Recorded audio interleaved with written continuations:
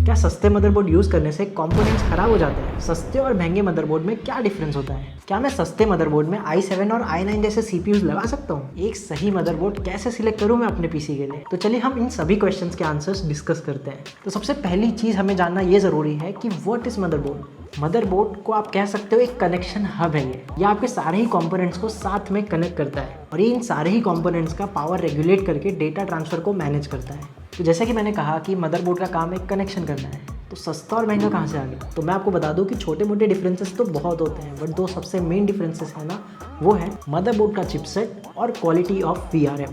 तो आपने मदरबोर्ड के ऐसे नाम सुने होंगे कि A320, B450, B550, Z690, Z590। तो ऐसे जो भी नाम मदरबोर्ड के आपने सुना है ना, वो एक्चुअल में चिपसेट के नाम है। मतलब B450 मदरबोर्ड में B450 नाम का चिपसेट लगा हुआ है। चिपसेट मतलब एक लो लेवल CPU जो कि मदरबोर्ड के टास्क को ऑपरेट करता है। मतलब जो CPU होता है वो ओवरऑल कंप्यूटर के टास्क को ऑपरेट करता है, बट जो चिपसेट होता है मदरबोर्ड का, वो मदरबोर्ड के ही अंदर के जो कंपोनेंट्स हैं उनको मैनेज करता है। तो उन चिपसेट्स की कुछ कैपेबिलिटी होती है जिसके हिसाब से उस मदरबोर्ड की प्राइस भी होती है। तो मैं यहाँ पे इंटेल के चिपसेट्स के कुछ एग्जांपल्स बताता हूँ। तो सबसे मेन फ्लैगशिप वाला चिपसेट होता है ना, वो होता है Z सीरीज़ वाला चिपसेट। तो जो Z सीरीज़ के मदरबोर्ड होते हैं ना, वो ओवरक्लॉकिंग सपोर्ट करते हैं। इन मदरबोर्ड में मैक्सिमम 24 लेन्स ऑफ PCIe होता है। इसमें अप टू 6 USB 3.1 पोर्ट्स होते हैं। फिर आता है H सीरीज़ का मदरबोर्ड। इसमें ओवरक्लॉकिंग का सपोर्ट नहीं होता है। मैक्सिमम 20 PCIe लेन होते हैं और ये खाली 4 USB 3.1 पोर्ट सपोर्ट करता है।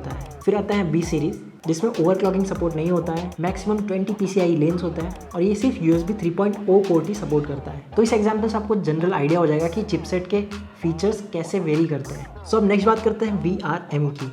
उसका मतलब होता है वोल्टेज रेगुलेशन मॉड्यूल। ये सभी मदरबोर्ड में होता है, बट हाई एंड मदरबोर्ड जो महंगे होते हैं उसमें ये VRM ज़्यादा पावर हैंडल कर सकता है। ऑब्वियसली आप महंगे मदरबोर्ड्स में हाई एंड CPUs लगाओगे जो कि ज़्यादा पावर डिमांडिंग होता है। इसके लिए एक अच्छा VRM होना बहुत ज़रूरी है। अगर आप अपने CPU को ओवरक्लॉक भी करना चाहते हो तो उसके लिए भी आपको पावर बढ़ानी होती है। पावर बढ़ाने के लिए वो VRM ज़्यादा पावर हैंडल करने वाला भी होना चाहिए। अगर आप पावर बढ़ाओगे तो हीट भी ज़्यादा बढ़ेगी और वो हीट हैंडल करने के लिए VRM पे हीट सिंक भी अच्छी वाली होनी चाहिए, जिससे उसका और भी कॉस्ट बढ़ जाता है। तो यहाँ क्वेश्चन ये आता है कि क्या आप एक हाई एंड CPU एक सस्ते मदरबोर्ड में लगा सकते हो? इसका जवाब है हाँ, आप लगा सकते हो। वो चल भी जाएगा, बट लॉन्ग टर्म में आपको प्रॉब्लम आ सकती है। प्रॉबेबली आपका PC अचानक से बंद हो जाए या फिर आपको ब्लू स्क्रीन वगैरह आ सकती है। सस्ते मदरबोर्ड में जो VRM है वो उतनी अच्छी नहीं होगी, तो जो वोल्टेज रेगुलेशन है वो भी प्रॉपर्ली नहीं होगा और जो CPU है वो हाई डिमांड करेगा पावर की, जो कि वो प्रॉपर्ली फुलफिल नहीं कर पाएगा। इसलिए हाई एंड CPU और सस्ते मदरबोर्ड का जो सेटअप है ना, वो थोड़ा अनस्टेबल होता है और इसलिए वो रेकमेंड नहीं किया जाता। हाँ, बट अगर आप एक सस्ते मदरबोर्ड में एक लो एंड CPU लगाते हो जैसे कि i3,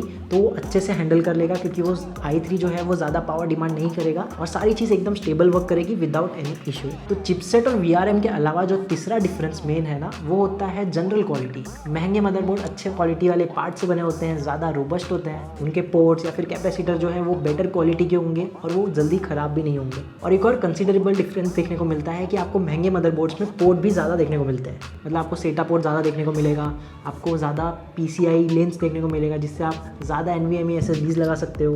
बेटर जनरेशन के भी PCI बस देखने को मिलते हैं। कुछ महंगे मदरबोर्ड्स में आपको बिल्ट इन वाईफाई और ब्लूटूथ भी देखने को मिलता है। मतलब आप फास्ट वाईफाई यूज़ करना चाहते हो तो वो बेटर भी होते हैं। बट अगर आप नॉर्मल स्पीड आपको वाईफाई यूज़ करना है तो आप 500 रुपये वाला डोंगल भी यूज़ कर सकते हो। और महंगे मदरबोर्ड में RGB वगैरह भी होता है, तो उससे कुछ इंपैक्ट तो नहीं होता है, बट वो पर्सनल प्रेफरेंस है। तो सबसे इंपॉर्टेंट क्वेश्चन ये आता है कि आप अपने लिए आपके नीड के हिसाब से बेस्ट मदरबोर्ड कैसे सिलेक्ट कर सकते हो और कौन से प्राइस में आपको मदरबोर्ड लेना सही रहेगा। ये चीज़ आप कौन सा CPU ले रहे हो उस पर बहुत ज़्यादा डिपेंड करती है। अगर आप हाई एंड CPU ले रहे हो तो आपको हाई एंड मदरबोर्ड भी लेना पड़ेगा। मतलब अगर आप एक हाई एंड CPU ले रहे हो जैसे i9 Ryzen 9, तो आपको 25,000 या उससे ऊपर के ही मदरबोर्ड लेने पड़ेंगे। i7 i5 के लिए आप 10,000 से 20,000 तक का मदरबोर्ड ले सकते हो। i3 के लिए आप 5,000 से 10,000 तक के बजट का मदरबोर्ड ले सकते हो। तो अगर आपको एग्जैक्ट रिकमेंडेशन चाहिए ना, तो मैं थोड़े ही दिन में PC बिल्ड सीरीज़ दोबारा ला रहा हूँ। उसमें हम हर PC कंपोनेंट हर बजट के हिसाब से रेकमेंड करेंगे आपको, तो आपको उससे बहुत ज़्यादा हेल्प मिलेगी। तो हमारे चैनल को अगर आपने सब्सक्राइब नहीं किया तो सब्सक्राइब करके बेल आइकन भी दबाइए, क्योंकि आपको जैसे ही PC बिल्ड सीरीज आएगा तो आपको नोटिफिकेशन मिलेगी। आई होप सारी चीज़ रिगार्डिंग मदरबोर्ड आपको समझ में आ गई होगी।